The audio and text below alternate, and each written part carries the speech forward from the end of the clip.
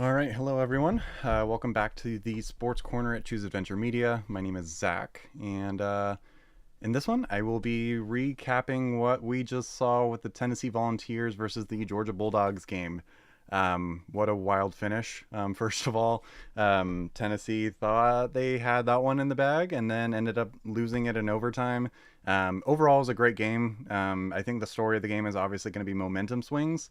Tennessee really started off with the momentum early on, scoring on 3 straight touchdown drives, and I mean, they were really quick, just fast scores.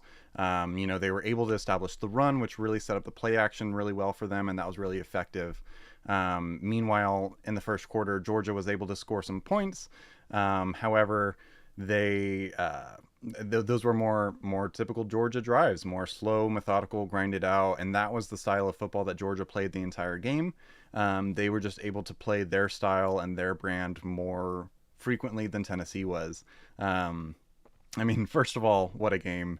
Tennessee's defense, I think, was amazing. Even though the scoreboard doesn't show it, it's going to show that they gave up 44 points. I mean, the Tennessee defense, hats off to them. Tyree West is a beast. I mean, they have studs all over. And then the corner number 4, I'm sorry, I'm going to look up his name real quick. Tennessee depth chart.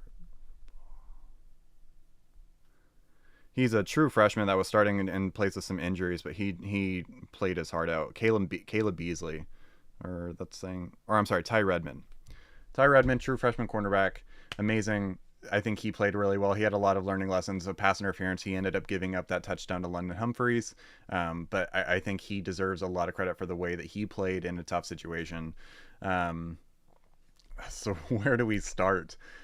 So the key for Tennessee was running the football effectively and setting up the play action for these big explosive plays. I'm going to be honest, whenever they had those 101 opportunities out on the edge, Georgia did not have the talent out on the edge to match up with them. Chris Brazel honestly was just outclassed everyone. He had great jump ball. Like he's an amazing wide receiver. And where I mean, just what a game. I'm gonna go over my notes some more. And I think really the key and where back to the whole storyline of it being about momentum is in the third quarter, Georgia was able to take the crowd out of it, and I think that really had honestly probably the biggest effect of anything in the game was Georgia was able to run the ball effectively, play their physical brand of football, and have a long, slow, methodical, time draining drive, and it really just took the Tennessee crowd out of it. And I think Georgia took advantage of that. Gunnar Stockton is an interesting quarterback. It's obviously very talented. That was a great throw to London Humphreys, and he's a gamer. He's incredibly tough. He had a lot of really important plays on the ground to pick up a first down. He runs physical. In the comments and in the chat, let me know what you guys think about the game. Who are your offensive MVPs? Who are your defensive MVPs? And I think obviously I need to address on this channel, one of my most viewed shorts is a short where I discussed Joey Aguilar, and I said that I don't know how well he would do in his first year at Tennessee. And I thought he would struggle. I thought coming in May, I thought he would struggle a lot and not be able to grasp the playbook. I thought Tennessee honestly lost a little bit too much on offense, losing Dylan Sampson, having Squirrel White transfer out. They were starting, at least to start the year, they were going to start a true freshman at left tackle. I thought that they lost too much on the defensive side of the ball with James Pierce Jr. and Omar Noren Lott. I thought it was a big loss that they didn't have Jermod McCoy, who's obviously still a beast, and I hope that they get back in a few weeks. But Joey Aguilar proved me wrong. I will admit it on this channel. Joey Aguilar played really well, and Joey Aguilar is not the reason that Tennessee lost this game. There were a couple mistakes here and there, but I mean, his wide receivers dropped a lot of balls, first of all. They made some great plays for him, but they also dropped a lot of balls. Credit to Georgia DBs for breaking up, but there are some of those balls that Tennessee just had to come up with, and Joey Aguilar placed it where it was supposed to. And unfortunately, those wide receivers were not able to hold on to it. I think Kitzelman, their tight that end is very impressive. I was really impressed with the way that Tennessee's offensive line was able to push Georgia off the ball, and they really created a lot of opportunities in the run game for the Volunteers, and that really drove the offense. I don't think Joey Aguilar is why they lost this game. At least the interception that he threw in the third quarter was not his fault. The wide receiver slipped. Other than that, that would have been a perfect ball. He played with anticipation, and that's exactly what you want your wide receivers to do. Or I'm sorry, that's exactly what you want your quarterback to do, is play with that anticipation. And unfortunately, when you play with anticipation, you run the risk of stuff like that happening. Your wide receiver slipping, and it's an interception.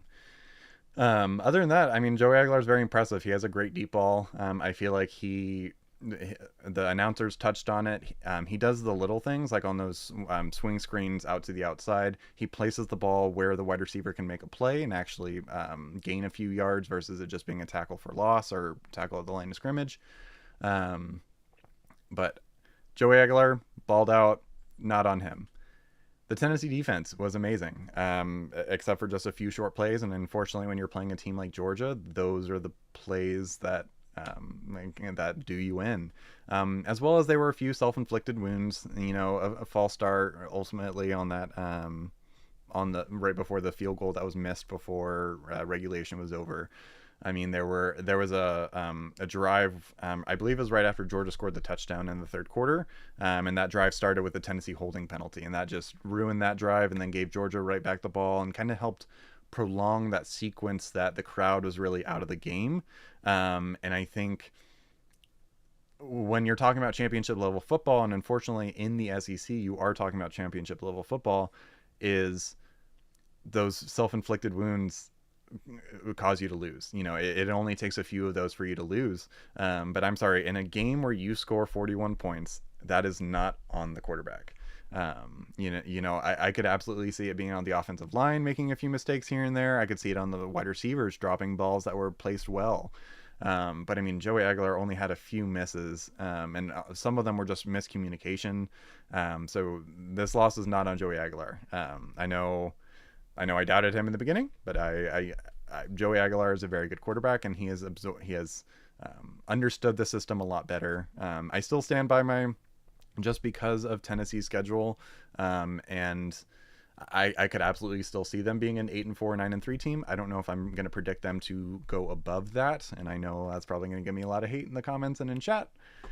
But I'm sorry, I still just stand by it. I think they have a lot of good teams still on their schedule. I think that they're getting bit by the injury bug, and that's nothing that they can control. I mean, they were down their two best defensive backs today and hung in there with Georgia, one of the best teams in the country. I think Josh Heupel is a phenomenal coach, and I really respect his ability to create an effective running game, no matter who is that running back. Obviously last year they had SEC Player of the Year Dylan Sampson, but today they were able to effectively generate the run in the first quarter, and then the second quarter kind of went stagnant with some self-inflicted wounds. And like I said, it only takes a few of those to actually lose the game. Aguilar's a gamer. You gotta give him credit. I think it was in the third or fourth quarter he took a huge hit from Raylan Wilson, one of Georgia's hardest hitting players and one of the hardest hitting players in the country. So huge respect to Joey Aguilar. He made right decisions. Excellent ball placement, a great deep ball. Huge shout out to Joey Aguilar. Let's see what else And honestly, Georgia's offensive line just got whooped by Tennessee. Honestly, the entire game. I mean, I can't exactly even point to one play or one series. I mean, it was just the entire, especially in the second half, especially right there, beginning of the fourth quarter. I mean, they had to move Gunnar Stockton all over the field to be able to actually generate an effective pass game.